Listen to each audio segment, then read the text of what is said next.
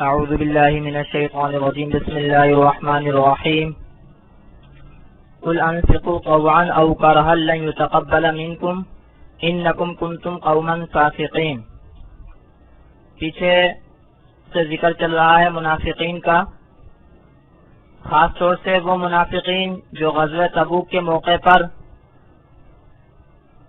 جن کے کرتوت اور جن کے طور طریقے سامنے آئے منافقانہ، پیچھے سے ذکر ان کا چل رہا ہے، آگے بھی انہی کا ذکر اللہ تعالیٰ فرما رہے ہیں۔ فرمایا کہ قل آپ کہہ دیجئے انفقوا طوعا او کرها لن يتقبل منکم، خرچ کرو خوشی سے یا ناخوشی سے، ہرگز قبول نہیں کیا جائے گا تم سے۔ انکم کنتم قوما فاسقین، تحقیق تم ہو لوگ نافرمان۔ یہاں اللہ رب العزت نے یہ فرما دیا کہ منافقین جو جہاد میں مال خرچ کرنے کے لیے دیں، پیچھے یہ گزر چکا ہے کہ جہاد سے منہ موڑ رہے تھے، جہاد میں شریک نہیں ہو رہے تھے منافقین، طرح طرح کے ہیلے بہانے بنا رہے تھے، حضور صلی اللہ علیہ وسلم سے اجازت لے رہے تھے، پیچھے یہ سارا تفصیل سے گزر چکا ہے۔ تو اگر وہ جہاد میں تو نہیں جا رہے، لیکن بعض ایسے منافقین تھے کہ جو اپنا اسلام ظاہر کرنے کے لیے جہاد میں تو نہیں جا رہے تھے، لیکن اپنا اسلام ظاہر کرنے کے لیے ان کا یہ کہنا تھا کہ ہم اس جہاد میں اپنا مال لگانا چاہتے ہیں، مال سے تعاون کرنا چاہتے ہیں، مال سے اعانت اور مدد کرنا چاہتے ہیں۔ تو اللہ نے یہ فرما دیا، یہاں پر یہ بتا دیا کہ آپ کہہ دو کہ تم سے مال قبول نہیں کیا جائے گا، چاہے خوشی سے خرچ کرو چاہے ناخوشی سے خرچ کرو، تم سے مال نہیں لیا جائے گا۔ تو فرمایا قل آپ کہہ دیجیے انفقوا طوعا او کرها،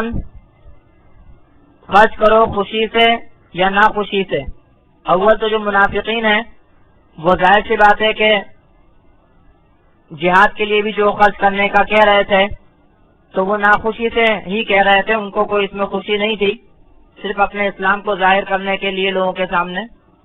لیکن اللہ تعالیٰ نے یہاں دونوں طرح سے بتا دیا، گویا کہ عام حکم دے دیا اور عام بتا دیا کہ کیسے بھی خرچ کرو وہ تم سے قبول نہیں کیا جائے گا۔ فرمایا قل آپ کہہ دیجئے انفقوا طوعا او کرها، خرچ کرو خوشی سے یا ناخوشی سے، لن يتقبل منکم، ہرگز نہیں قبول کیا جائے گا تم سے۔ اس کی وجہ کیا ہے؟ انکم کنتم قوما فاسقین، تحقیق تم ہو لوگ نافرمان، تم فاسق لوگ ہو، نافرمان لوگ ہو۔ اللہ تعالیٰ نے جہاد کا حکم دیا ہے، تم اس میں تو شریک ہو نہیں رہے، اس کو تو مان نہیں رہے، تو مطلب نافرمان ہو، تو پھر جہاد کے لیے اعانت کرنے میں تم سے مال اور اعانت قبول نہیں کی جائے گی۔ اسی کو آگے مزید تفصیل کے ساتھ بیان فرماتے ہیں، فرمایا وما منعهم ان تقبل منهم نفقاتهم الا انهم كفروا بالله وبرسوله ولا يأتون الصلاة الا وهم كسالى ولا ينفقون الا وهم كارهون۔ فرمایا کہ اور نہیں منع کیا ان کو کہ قبول کیا جائیں ان سے ان کے نفقات، ان کے خرچ، مگر اس سبب سے کہ انہوں نے کفر کیا اللہ کے ساتھ اور اس کے رسول کے ساتھ، اور نہیں نماز میں آتے مگر سست، نہیں آتے نماز کو مگر اس حال میں کہ وہ سست ہوتے ہیں، اور نہیں خرچ کرتے مگر اس حال میں کہ وہ ناخوش ہوتے ہیں، ناپسند کرتے ہیں۔ تو یہاں مزید وضاحت کے ساتھ بتا دیا کہ یہ جو پیچھے ذکر فرمایا کہ ان سے قبول نہیں کیا جائے گا، ان کے خرچ ان سے قبول نہیں کیے جائیں گے، اس کو جو منع فرمایا تو اس کی وجہ یہ ہے کہ یہ اصل میں کافر ہیں، ظاہر میں مسلمان ہیں، ظاہر میں مسلمان ہیں لیکن حقیقت میں کافر ہیں، اللہ پر ان کا ایمان نہیں ہے، رسول پر ان کا ایمان نہیں ہے۔ اور اس کی پہچان کیا ہے؟ اس کی علامت کیا ہے؟ اس کی پہچان، اس کی علامت یہ ہے کہ نماز میں نہیں آتے مگر سست، لوگوں کو دکھانے کے لیے، جیسے پیچھے بھی گزرا منافقین کے بارے میں کہ منافقین نماز کی طرف نہیں جاتے مگر سست جاتے ہیں، یعنی نماز ان کو بڑی بھاری محسوس ہوتی ہے، صرف لوگوں کو دکھانے کے لیے کہ ہم مسلمان ہیں وہ نماز کو جاتے ہیں۔ تو فرمایا کہ وما منعهم ان تقبل منهم نفقاتهم، اور نہیں منع کیا ان کو کہ قبول کیے جائیں ان سے ان کے خرچے، الا انہم کفروا، مگر اس سبب سے کہ انہوں نے کفر کیا اللہ کے ساتھ، وبرسول اور اس کے رسول کے ساتھ، ولا یاتون الصلاۃ الا وهم کسالى، اور وہ نہیں آتے نماز کو مگر اس حال میں کہ وہ کاہلی کرتے ہیں، سست ہوتے ہیں، ولا ينفقون الا وهم کارہون، اور وہ خرچ نہیں کرتے ہیں مگر اس حال میں کہ وہ نہ خوش ہوتے ہیں، ناپسند کرتے ہیں۔ تو گویا کہ نہ تو مالی عبادت میں وہ خوش ہوتے ہیں، نہ تو مالی عبادت وہ سستی کے ساتھ اور خوشی کے ساتھ کرتے ہیں، اور نہ ہی بدنی عبادت وہ جو ہے وہ چستی کے ساتھ اور خوشی کے ساتھ کرتے ہیں۔ مالی عبادت بھی ناخوشی کے ساتھ اور بدنی عبادت بھی ناخوشی کے ساتھ، یہ علامت ہے اس بات کی کہ ان کا حقیقت میں اللہ اور اس کے رسول پر ایمان نہیں ہے، صرف ظاہری طور پر اسلام دکھاتے ہیں۔ آگے فرماتے ہیں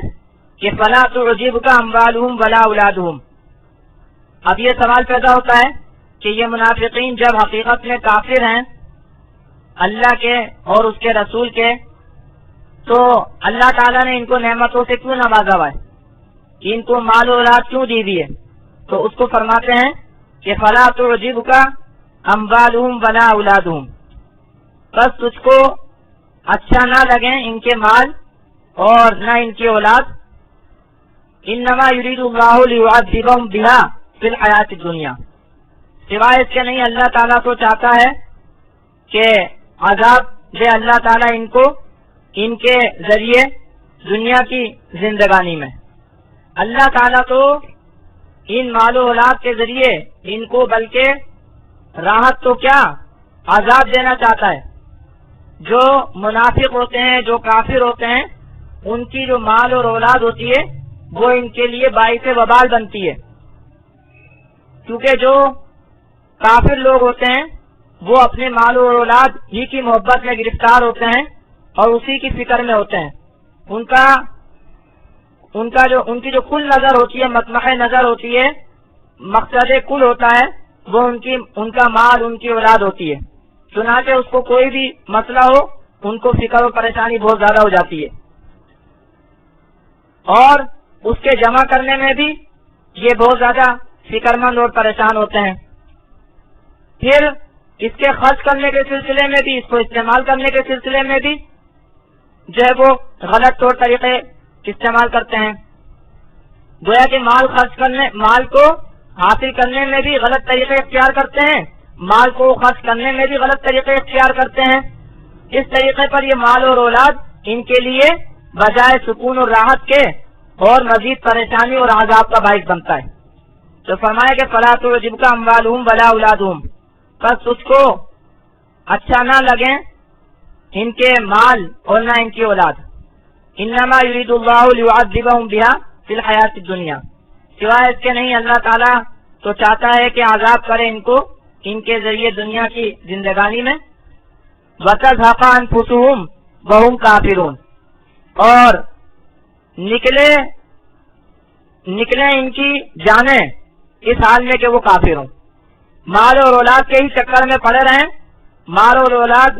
کی ہی فکر میں اور محبت میں پڑے رہیں، یہاں تک کہ ان کی جان نکلے اور موت آ جائے ان کو۔ گویا کہ موت تک بھی یہ ان کی فکر سے اور ان کی پریشانی سے، ان کی محبت سے نہ نکل سکیں اور کافر ہونے ہی کی حالت میں مر جائیں۔ تو گویا خلاصہ یہی ہے کہ ان کی مال اور ان کے اولاد جو ہے ان کے لیے باعث رحمت نہیں ہے بلکہ باعث زحمت ہے۔ تو فرمایا کہ پس تجھ کو اچھا نہ لگیں ان کے مال اور نہ ان کی اولاد، سوائے اس کے نہیں اللہ تعالیٰ تو چاہتا ہے کہ عذاب دے ان کو ان کے ذریعے دنیا کی زندگانی میں، اور نکلیں ان کی جانیں اس حال میں کہ وہ کافر ہوں۔ آگے فرماتے ہیں وَيَحْلِفُونَ بِاللَّهِ إِنَّهُمْ لَمِنْكُمْ، یہ جو منافقین ہیں یہ ہر طرح سے تم کو یقین دلانے کی کوشش کرتے ہیں کہ تمہارے میں سے ہیں، مسلمان ہیں، اور اس کی وجہ جیسے میں نے بار بتایا کہ مدینے میں خاص طور سے جیسے جیسے وقت گزر رہا تھا مسلمانوں کو طاقت حاصل ہو رہی تھی، شان و شوکت نصیب ہو رہی تھی، تو یہ جو منافقین تھے یہ مسلمان بننے میں ہی اپنی عافیت سمجھتے تھے، کافر بننے میں ان کو اپنا نقصان نظر آتا تھا، اسی وجہ سے نمازوں میں بھی شریک ہوتے تھے۔ اب جہاد میں تو جا نہیں سکتے کیونکہ وہاں تو جان جانے کا خطرہ ہے اور جان یہ دے نہیں سکتے تھے، اس لیے یا تو جیسے پیچھے گزرا کہ مال کی کچھ لوگوں نے پیشکش کی کہ ہم مالی اعانت کر دیتے ہیں، یا بس اپنی باتوں سے اور قسمیں کھا کھا کر یقین دلاتے تھے کہ ہم مسلمان ہیں۔ وَيَحْلِفُونَ بِاللَّهِ، اور قسمیں کھاتے ہیں اللہ کی، إِنَّهُمْ لَمِنْكُمْ، کہ تحقیق وہ ضرور تم میں سے ہیں۔ اندازہ لگائیے تاکیدی الفاظ، ان بھی تاکید کا اور لمنکم میں لام بھی تاکید کا، اور پھر قسم کھانا حلف یہ بھی تاکید، اور اللہ کی قسم یہ بھی تاکید، تو قسمیں کھاتے ہیں اللہ کی، وَيَحْلِفُونَ بِاللَّهِ، اور قسمیں کھاتے ہیں اللہ کی، إِنَّهُمْ لَمِنْكُمْ، کہ تحقیق وہ ضرور تم میں سے ہیں۔ اللہ فرماتے ہیں وَمَا هُمْ مِنْكُمْ، اللہ فرماتے ہیں کہ نہیں ہے وہ تم میں سے، وَلَكِنَّهُمْ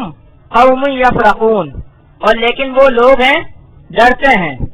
اصل میں یہ لوگ ڈرتے ہیں مسلمانوں سے، مسلمانوں کی طاقت سے، مسلمانوں کی شان و شوکت سے، اس لیے اپنے آپ کو تم میں سے بتاتے ہیں، مسلمان ظاہر کرتے ہیں، لیکن حقیقت میں وہ مسلمان نہیں ہیں۔ وَمَا هُمْ مِنْكُمْ، نہیں ہے وہ تم میں سے، وَلَكِنَّهُمْ قَوْمٌ يَفْرَقُونَ، اور لیکن وہ لوگ ہیں ڈرتے ہیں، اور یہ ان کی حالت ہے کہ اصل میں تو وہ تم سے بچاؤ پاتے نہیں ہیں، ورنہ اگر تم سے بچاؤ کی کوئی جگہ پائیں تو ادھر ہی چلے جائیں۔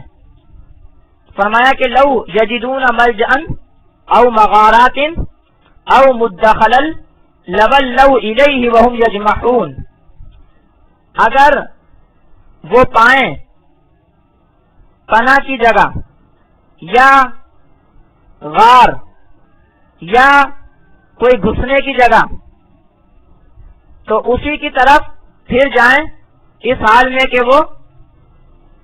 رسیاں توڑاتے ہوں، بھاگتے ہوں، یعنی اگر ان کو کوئی پناہ کی جگہ مل جائے، کوئی غار گڑھا مل جائے، کوئی داخل ہونے کی جگہ مل جائے، یہ اللہ تعالیٰ نے 3 الفاظ ذکر کیے ہیں۔ مقصد یہ ہے کہ کسی بھی قسم کی ان کو جائے پناہ مل جائے تو ادھر ہی چلے جائیں گے یہ، لیکن چونکہ کوئی جائے پناہ ملتی نہیں ہے ان کو، اس لیے یہیں پر رہتے ہوئے اپنے آپ کو مسلمان ظاہر کرتے ہیں۔ اب مثال کے طور پر وہ 3 جگہ پناہ کی کس قسم کی جو اللہ نے ذکر کی، ملجا پناہ کی جگہ جو عام قسم کی کوئی جگہ ہوتی ہے، کوئی چھپر ہوتا ہے، کوئی گھر ہوتا ہے، مغارات کوئی غار جیسے پہاڑ میں کوئی غار ہوتا ہے، کوئی گڑھا ہوتا ہے، مدخلن کوئی جیسے سوراخ ہوتا ہے، کوئی داخل ہونے کی تھوڑی سی جگہ ہوتی ہے، تو یہ عام طور سے چھپنے کی جگہ ہوتی ہیں، بچنے کی جگہ ہوتی ہیں دنیا میں۔ تو گویا یہ بتا رہے ہیں اللہ تعالیٰ یہاں یہ بتا رہے ہیں کہ ان کو کسی بھی قسم کی چھپنے کی یا بچاؤ کی جگہ اگر مل جائے تو یہ وہیں چلے جائیں، یہ تو تمہارے میں اس لیے رہ رہے ہیں کیونکہ اور کوئی جگہ ان کو ملتی نہیں ہے۔ تو فرمایا کہ لو یجدون ملجأ، اگر پائیں یہ پناہ کی جگہ، او مغارات یا غار، او مدخلا یا گھسنے کی جگہ، لولوا الیہ پھر جائیں اسی کی طرف، وہم یجمحون اس حال میں کہ رسیاں توڑاتے ہوں، یعنی وہ اسی کی طرف بھاگیں فوراً جان چھڑاتے ہوئے، جیسے کسی کو باندھا ہوا ہو اور وہ رسیاں توڑائے تو کیسے بھاگے گا، تو اس طریقے سے اگر کوئی ان کو پناہ کی جگہ مل جائے اسی کی طرف بھاگیں گے فوراً یہ۔ وہم یجمحون اس حال میں کہ وہ رسیاں توڑاتے ہوں، یعنی فوراً جو ہے اسی کی طرف بس بھاگیں گے یہ اگر ان کو کوئی جگہ مل جائے، لیکن تمہارے میں اس لیے رہ رہے ہیں کیونکہ ان کو کوئی پناہ کی جگہ نہیں مل رہی۔ آگے فرماتے ہیں، آگے ان کی مزید ایک اور حالت بیان کرتے ہیں کہ آپ صلی اللہ علیہ وسلم جب صدقات وغیرہ تقسیم کرتے تھے تو اس میں بھی یہ لوگ تانا زنی کرتے تھے، ایک جوئی کرتے تھے۔ وَمِنْهُمْ مَن يَلْمِزُكَ فِي الصَّدَقَاتِ، اور ان میں وہ بھی ہیں جو عیب لگاتے ہیں تجھ کو صدقات میں، خیرات بانٹنے میں، صدقات بانٹنے میں آپ کے اوپر عیب لگاتے ہیں، تانا زنی کرتے ہیں۔ اور کیا حالت ہے ان کی؟ یہ جو تانا زنی کرتے ہیں، یہ جو عیب لگاتے ہیں، اس میں کوئی ان کو حق مقصود نہیں ہے۔ بعض اوقات کوئی تنقید اس لیے کر رہا ہوتا ہے کہ حق اس میں سمجھ رہا ہوتا ہے۔ یہ جو تنقید کرتے ہیں، یہ جو تانا لگاتے ہیں، عیب لگاتے ہیں، کوئی حق مقصود نہیں ہوتا، صحیح تقسیم مقصود نہیں ہوتی، بلکہ محض اپنا فائدہ مقصود ہوتا ہے۔ فَإِنْ أُعْطُوا مِنْهَا، بس اگر دیے جائیں اس سے رضو، خوش ہوں۔ وَإِنْ لَمْ يُعْطَوْا مِنْهَا، اور اگر نہ دیے جائیں اس سے اِذَا هُمْ يَسْخَطُونَ، تبھی وہ ناخوش ہو جاتے ہیں، ناراض ہو جاتے ہیں۔ بس گویا اپنا مفاد پیش نظر ہے،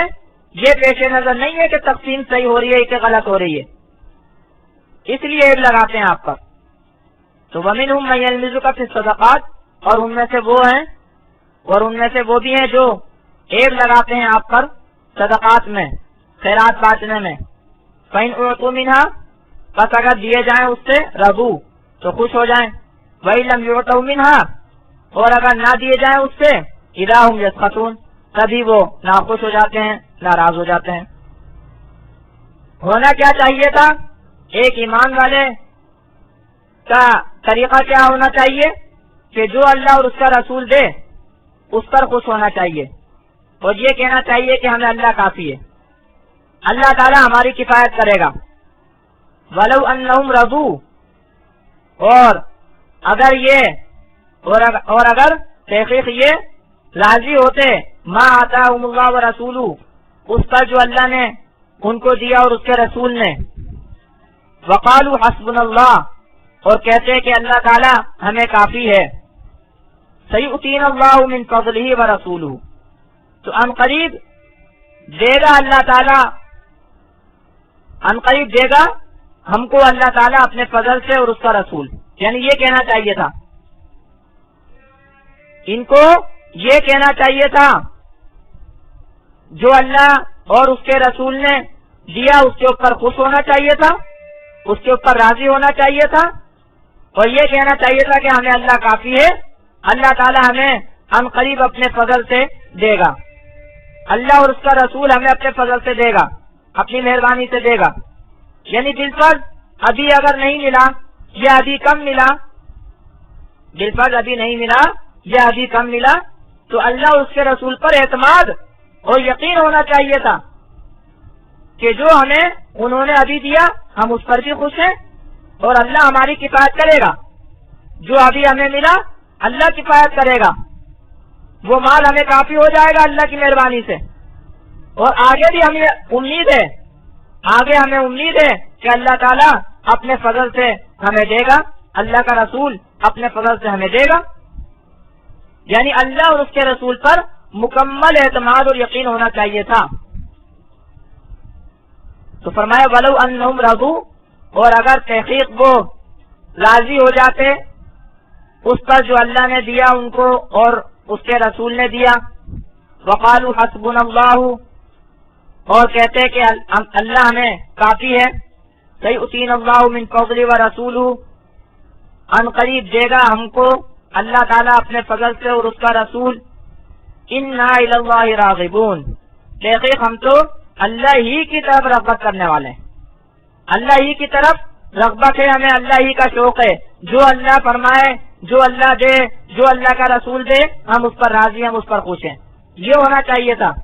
یہ ایمان کا تقاضا ہے۔ لیکن یہ لوگ ایسا نہیں کرتے، عیب لگاتے ہیں حضور صلی اللہ علیہ وسلم پر، تو یہ بھی نفاق کی اور منافق کی علامت ہے۔ تو فرمایا ولو انہم رضو، اور تحقیق اور اگر تحقیق وہ